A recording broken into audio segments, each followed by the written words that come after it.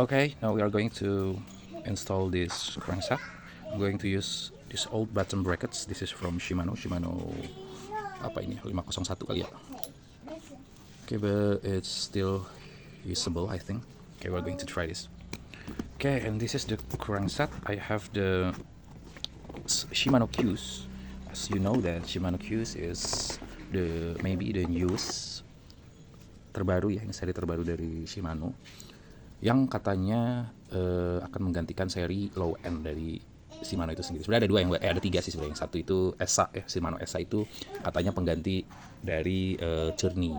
Nah, sementara Q's itu dia banyak nih gantinya, dia mengganti dari mulai Altus, Acera, Alivio sampai ke bahkan Deore yang 910 speed gitu. Nah, jadi yang sampai situ tuh katanya mungkin akan discontinue dan digantikan oleh si Q's. Nah, Q sendiri itu ada tiga apa kategori, apakah hierarki gitu ya, tapi ada, kalau dilihat dari angkanya sih meningkat gitu ya. Jadi dari seri U4000, nah ini yang saya ini U4000 yang terendah mungkin ya. Terus ada U6000 dan U8000 gitu ya. Walaupun semuanya masih tetap di level apa ya? Level middle ya, atau disebutnya biker rekreasional gitu ya. Rekreasi bukan yang serius.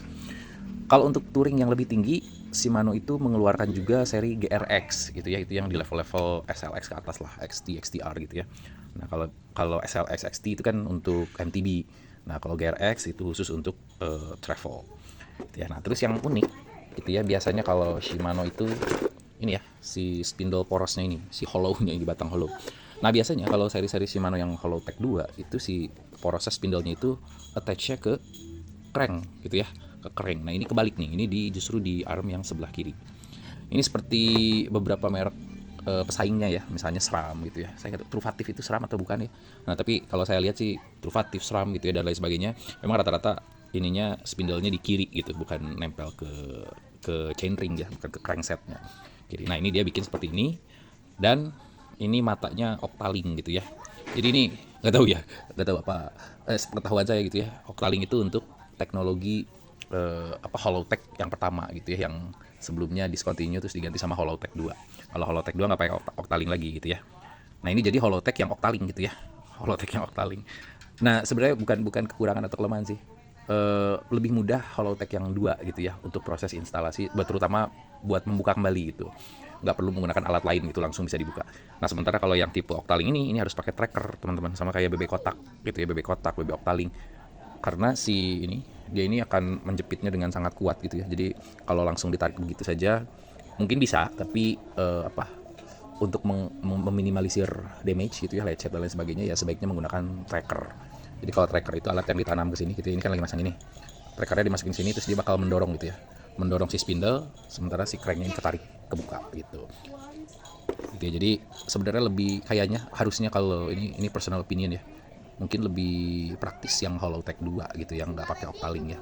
Cuman dimasukin aja terus dikunci pakai 2 baut di pinggirnya gitu. Ya, tapi nggak apa-apa, ini saya juga pengen nyobain gitu ya, alasan saya kenapa menggunakan ini. Dan katanya sih menurut review-review ini cukup compatible gitu ya, terutama dengan yang tadi saya sebutkan yang diganti ya, dari Altus, Acera, Alivio sampai Deore bahkan gitu ya. Nah, saya sebelumnya ini menggunakan Deore yang 11 speed gitu ya, yang 11 speed. Nah, sebenarnya yang 11 speed itu yang tetap dipertahankan. Deore 11 dan 12 itu masih dipertahankan, masih ada gitu ya.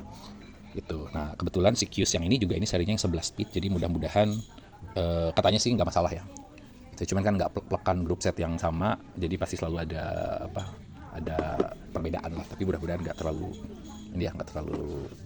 buruk lah perbedaannya. Oke, itu dia punya fitur, sorry, ini ya. Wah, ini backlight sini mungkin sama aja. Oke, fitur ini tuh semacam preload gitu ya. Preload ini gunanya sebenarnya untuk meminimalisir kalau misalnya setelah kita pasang di sini tuh masih ada gap gitu ya. Ya sebenarnya bisa sih ditambah ini tambah spacer gitu. Spacer, nah tapi kalaupun tidak, ini bisa digunakan untuk meminimalisir si gap yang terjadi, jadi nggak goyang gitu, nggak goyang. Jadi kalau diputar tuh ini agak mundur dikit gitu ya. Oke, kita coba aja langsung ya, kita coba pasang. Oke, pertama, first of all we have to install this first. Oh no, the button bracket. Okay, we have to install the button bracket properly, dan jangan kebalik ya. Ini ada LR-nya di sini. kayak headset. Nah ini L, ini left, berarti saya sebelah sana ya. Beratnya tuh berbeda. Oke, jadi untuk memancangkan BB itu kita putarnya ke kiri, ke belakang, sorry, bukan ke kiri. Soalnya kalau di sana ya ke kanan gitu ya. Rekomendasinya sih menggunakan alat ya, tapi kalau saya biasa gini aja, nggak usah. Walaupun nggak usah ditiru ya teman-teman. Kadang kalau pakai alat nanti pakai kunci ini ya, kunci BB, mukanya suka susah, ini saya sampai lecet-lecet ya. Tapi selama ini sih ya sejauh pemakaian yang biasa-biasa aja, nggak masalah ya. Okay, next we are going to apply the grease. The grease here.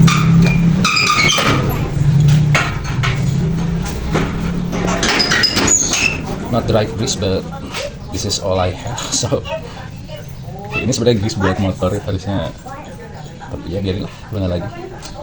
Sementara pakai yang ada dulu, nanti kalau udah punya grease yang lebih baik kita ganti, kita bersihin grease-nya ya. Nah, membersihkannya itu sebaiknya kita menggunakan yang paling baik itu pakai isopropyl alkohol ya.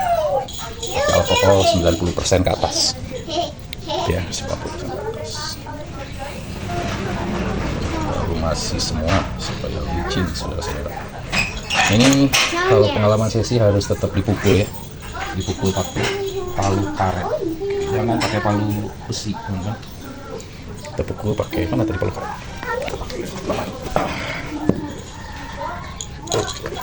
Get inside.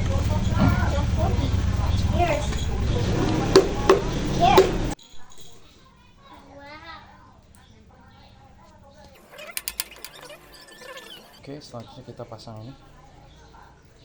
Mana tadi bautnya?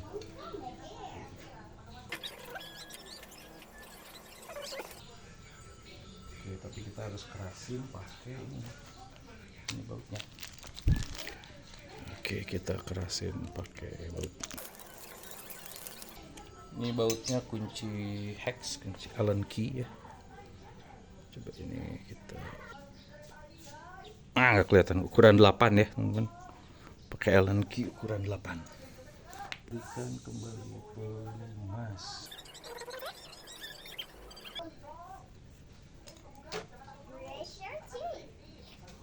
Oke, kalau saya sih menyarankan nggak usah terlalu keras ya ini, yang penting kunci.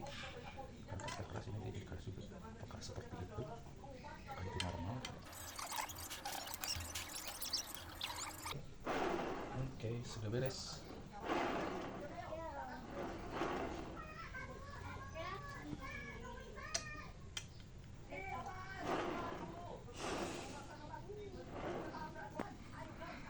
Oke, di sini saya menggunakan ini sebenarnya pelindung frame ya, yang model snakeskin. Ada sisa nih, sisa karena kemarin saya pakai pelindung frame buat fork ya.